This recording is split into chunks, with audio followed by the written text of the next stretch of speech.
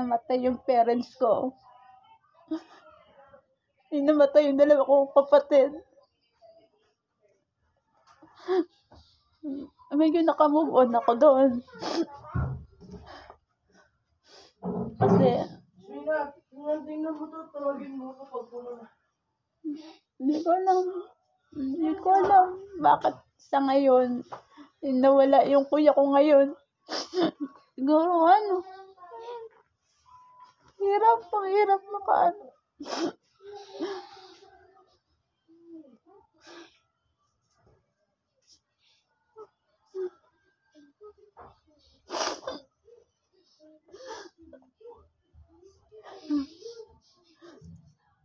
Yung inaalagaan ako ni kuya dati.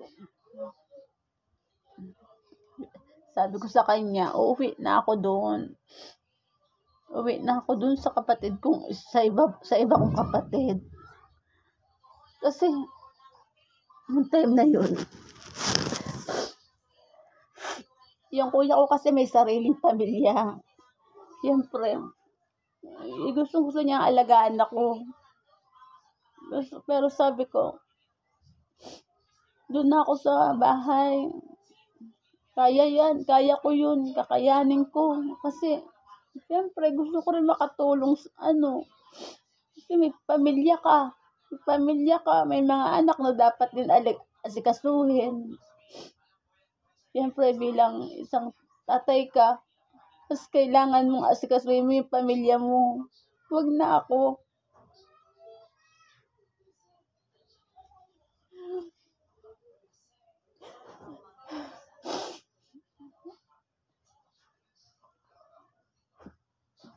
Ang hirap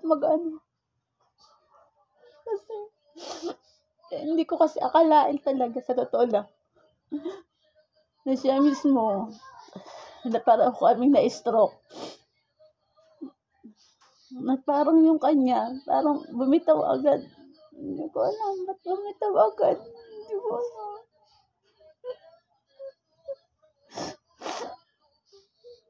Kasi ang dami niya rin pinaghirapan na pagtulong sa akin hindi financially.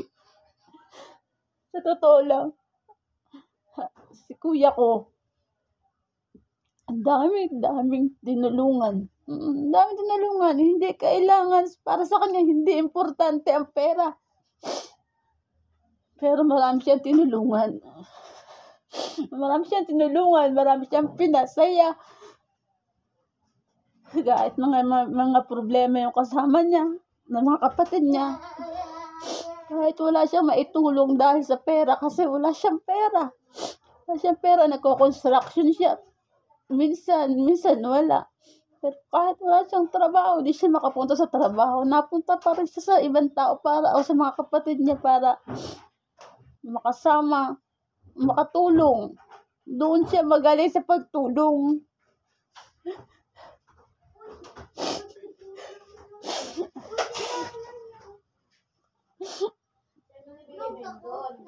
Sa totoo lang, marami nagmamahal sa kuya ko.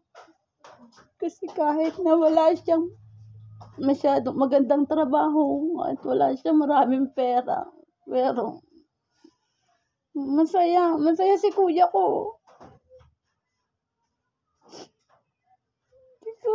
Parang hindi ko kasi kaya muna.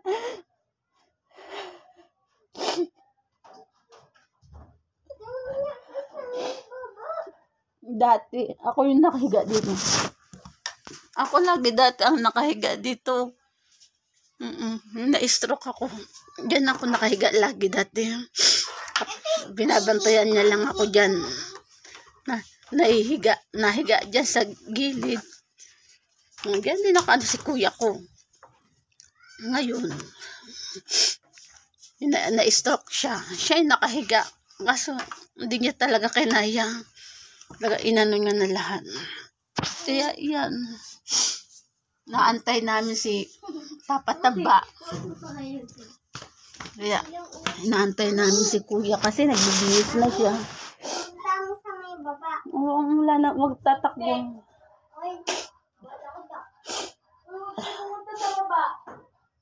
Kaya doon ako nahihirapan. Ayun ang mahirap.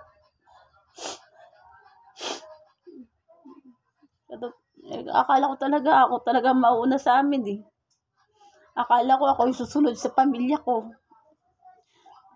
Kasi nga, di ba yung nauna sa amin, parents ko, dalawa kong kapatid na lalaki. Buwan lang, 4 ang namatay sa amin dati. Buwan lang ang natira. Buwan lang ang anuhan nila, palitan. Yung dire-diretso sila sa ilang buwan, 4 months, 5 months, yun. Nagsunod-sunod na sila. Tapos yun, yung ilang taon, na-stroke nga ako. Hindi ko alam na pareho kami ng kuya ko. Yung ma-stroke kami, pareho magkasunod kami. Nauna ako, sunod siya. Pero hindi ko akalain na siya ang bibitaw ng mas malala ang pagbitaw. Akala ko kakapit lang, kapit. Parang kinagusto man niya, umapit. Pero ayaw niya na problema.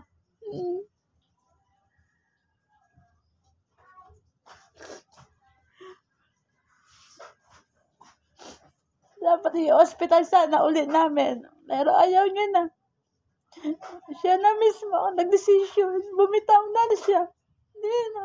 Ayaw niya na eh. Ang hirap.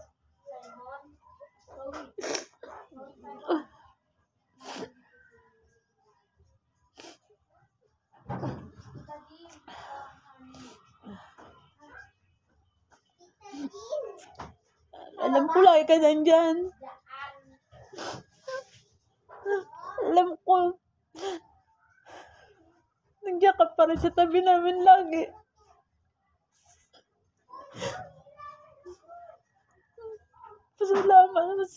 Salamat na marami. Salamat ng marami, kuya. Mahal na mahal ka namin, kuya ko.